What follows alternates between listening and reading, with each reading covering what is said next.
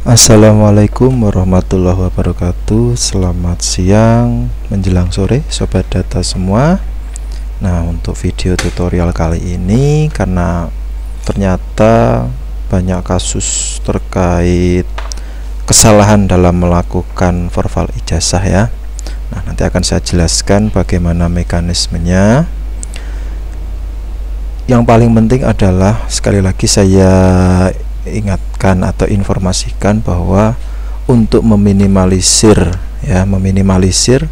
kesalahan dalam melakukan verval ijazah, sebaiknya verval ijazah itu dilakukan oleh masing-masing GTK ya.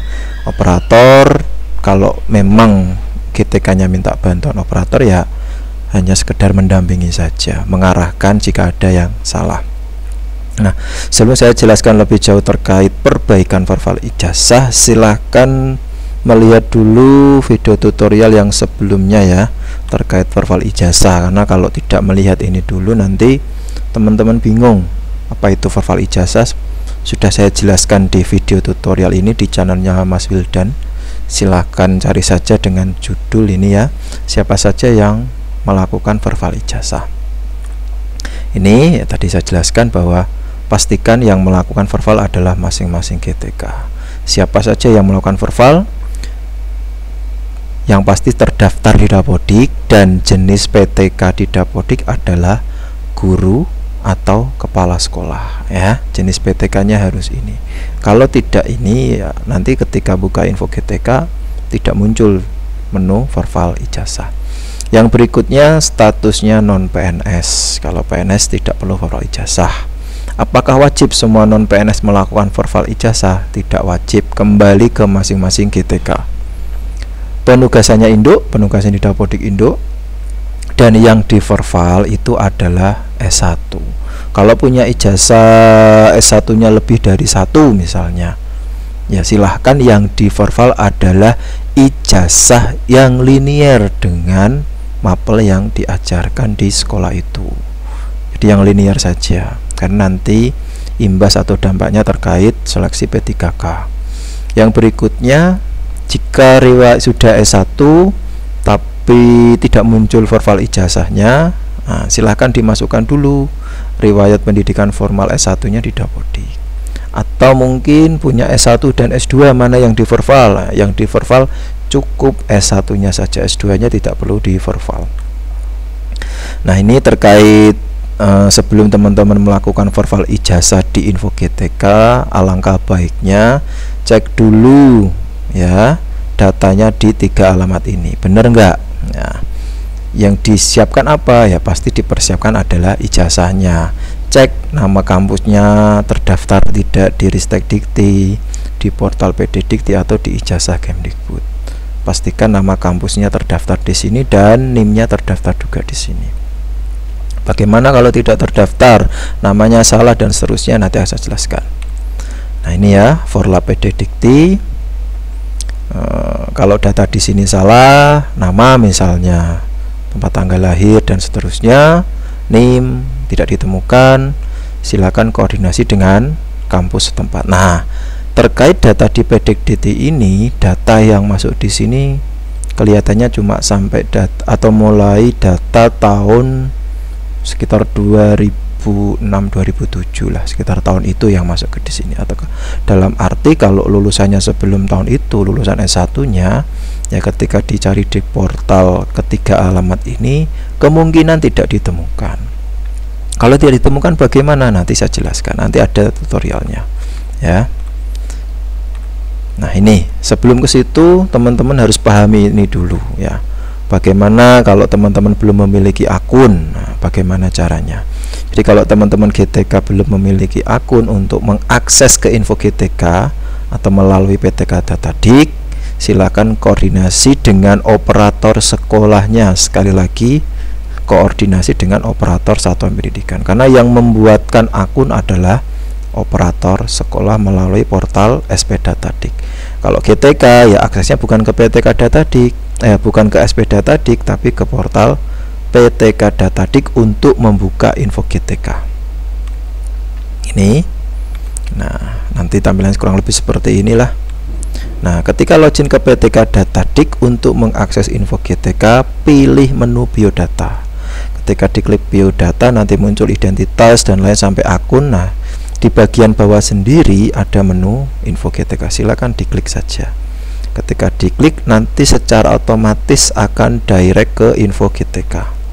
Nah, kalau berhasil login ke info GTK, nanti akan muncul, ada yang muncul tulisan verbal ijazah, ada yang tidak. Nah, kalau muncul verbal ijazah, silakan di verbal. Nanti cirinya ada 3. Yang pertama, muncul verbal ijazah ya.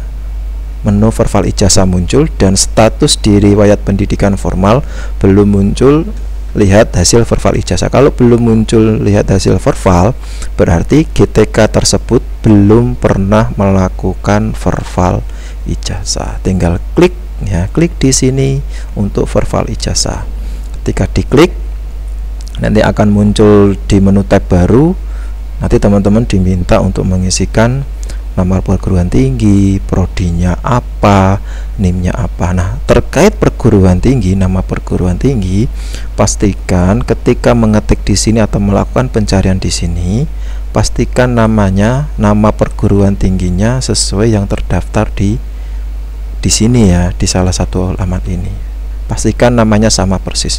Kalau diketik tidak sama persis di sini, nanti ya tidak ditemukan ketika mencari di verbal ijazah. Ketika sudah ketemu, tinggal pilih cek prodi. Kebanyakan ketika memasukkan NIM tidak ketemu ya karena salah dalam memilih nama kampusnya, prodinya juga salah.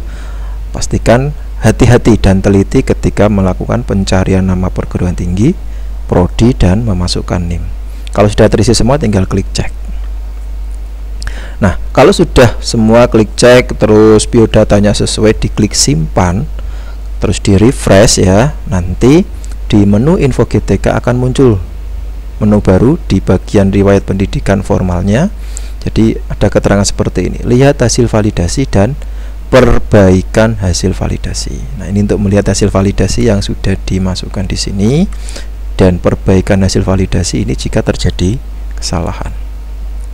Nah, ketika diklik lihat hasil validasi kok tidak muncul. Nah, tidak muncul seperti ini ya, tidak muncul seperti ini, berarti teman-teman belum melakukan verbal ijazah atau diminta untuk melakukan verbal ulang ya. Ketika diklik validasi kok munculnya masih seperti ini, tidak muncul tampilan hasil verbal, berarti teman-teman diminta untuk melakukan verbal ulang ijazah. Ya tinggal pilih aja, pilih universitasnya, prodinya apa, masukkan NIM, lalu klik cek. Yang selanjutnya sudah verbal, nah sama, sudah verbal, tapi di sini kan statusnya pasti sudah verbal kalau muncul ini, tetapi menu verbal ijazah masih muncul. Kalau statusnya atau tampilannya kayak gini, di riwayat pendidikan formalnya sudah muncul lihat hasil validasi dan perbaikan hasil validasi, tapi menu verbal ijazahnya masih muncul, menu pop-up-nya ini, silakan di verbal ulang. Nah, kalau masih muncul seperti ini, ketika diklik lihat hasil validasi pasti tidak ditemukan, alias diminta untuk melakukan verbal ulang. Kalau sudah muncul seperti ini, ya tidak perlu melakukan verbal ulang, nah, karena data sudah di verbal per tanggal ini jam sekian. Nah, bagaimana kalau tidak ditemukan? Nah, kalau tidak ditemukan ketika melakukan verbal ijazah, contohnya ini, perguruan tingginya sudah dimasukkan, prodinya sudah sesuai, NIM-nya sudah sesuai, tapi ketika diklik cek muncul seperti ini, data tidak ditemukan, maka secara otomatis ketika tidak muncul pencarian NIM-nya, teman-teman diminta untuk melakukan verbal manual dengan cara mengunggah dokumen. Dokumen apa yang diminta? Yaitu dokumen scan ijazah. Silakan klik unggah dokumen. Setelah klik unggah dokumen, nanti muncul menu di tab baru. Sama caranya, tinggal pilih perguruan tingginya apa, terus diklik browse. Setelah diklik browse, nanti teman-teman diminta untuk mengisi biodata. Jadi diminta untuk mengisi perguruan tingginya lagi, prodinya apa, NIM-nya berapa, nomor seri ijazahnya ya, nomor seri ijazah itu di pojok kanan, di pojok biasanya, di atas itu nomor seri ijazahnya berapa, tanggal yang tertera di ijazahnya kapan. Setelah itu lampirkan browse. File yang dilampirkan adalah scan ijazah asli, ingat harus asli. Di-scan dan diubah formatnya ke PDF, ukuran maksimalnya 1 MB. Di browse, cari dokumennya, kalau sudah ketemu lalu klik simpan. Ingat, filenya harus ijazah yang dilampirkan, formatnya PDF dan ukurannya maksimal 1 MB dan harus jelas. Nanti ketika diklik simpan ya, nanti teman-teman akan diminta untuk menunggu proses verifikasi dan validasi terkait ijazah yang diupload. Nanti ada muncul di sini nomornya berapa, tanggalnya kapan melakukan upload ini, statusnya bagaimana, jurusannya apa. Nanti dipantau saja. Kalau sudah statusnya sudah disetujui, nanti ketika melakukan verbal ijazah pasti ketemu. Nah, saya akan membahas ini terkait di data di riwayat pendidikan formal ya, tampilan yang di sini. Yang ini tadi ya, yang ini saya perbesar tampilannya kurang lebih seperti ini biar bisa dibaca. Data hasil verbal belum diupdate ke Dapodik. Ya, kalau di sini belum diupdate ke Dapodik, berarti teman-teman harus diminta mengupdate ke Dapodik. Sehingga bisa saja ijazah yang tertera di riwayat pendidikan formal masih belum sama dengan hasil verbal ijazah. Kalau muncul seperti ini, caranya bagaimana? Nah, silahkan teman-teman, ini ya, ini juga berlaku bagi jika teman-teman melakukan edit data. Nah, kalau edit data, tinggal klik perbaikan hasil validasi. Kalau muncul perbaikan hasil validasi seperti ini, ya, pencariannya sudah ketemu. Untuk perbaikan, jangan klik yang simpan yang atas, tapi simpan yang bawah, supaya nanti terdata record terkait riwayat edit datanya. Nanti yang disimpan yang bawah ya, kalau muncul menu edit datanya muncul. Nah, kembali lagi ke sini terkait data hasil verbal belum diupdate ke Dapodik. Artinya teman-teman harus diminta mengupdate data verbal yang sudah di verbal ini agar dimasukkan ke Dapodik. Melalui apa? Nah, klik. Nah, berarti teman-teman kalau mau mengupdate data ini harus koordinasi dengan operator Dapodik supaya diperbaiki Dapodiknya. Caranya bagaimana? Tinggal login ke Dapodik ya, login ke Dapodik, masuk menu GTK. Nah, ketika masuk GTK kok mau merubah tidak ada menu simpan. Nah, kalau tidak muncul menu simpan pada riwayat pendidikan formal masing-masing GTK, artinya apa? Operator belum melakukan tukar akses pengguna sebagai GTK itu. Jadi kalau mau merubah data individu GTK harus melalui mekanisme tukar akses pengguna sebagai GTK. Caranya bagaimana? Tinggal masuk ke pengaturan di aplikasi Dapodik ya. Masuk pengaturan, masuk tukar akses pengguna ya, masukkan kode registrasi, klik simpan, nanti teman-teman akan muncul tukar akses pengguna ini ya. Nanti operatornya mencari PTK yang mau diupdate data riwayat pendidikan formalnya. Kalau sudah ketemu, tinggal klik tukar pengguna. Ketika diklik tukar pengguna, cari PTK-nya, klik ubah ya, ubah, masuk ke bagian bawah riwayat pendidikan formal, secara otomatis menu simpannya akan muncul. Nah, kalau sudah muncul menu simpan, nah teman-teman bisa mengupdate nih. Gelar akademiknya apa? Nah, nama satuan pendidikan formalnya samakan yang tertulis di verbal ijazah, harus sama persis. Tinggal copy paste aja. Copy paste masukkan di sini sampai biodata kelengkapan yang lain, NIM juga dimasukkan di sebelah kanan.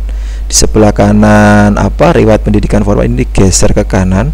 Nanti ada isian NIM. Nah, NIM itu juga harus diperbaiki sesuai yang tertulis di verbal ijazah. Fakultas ini sama saja seperti prodi ya, disamakan aja, tinggal copy paste aja masukkan di sini. Setelah diperbarui semua sesuai data di verbal ijazah, kemudian disimpan. Setelah disimpan bagaimana ya?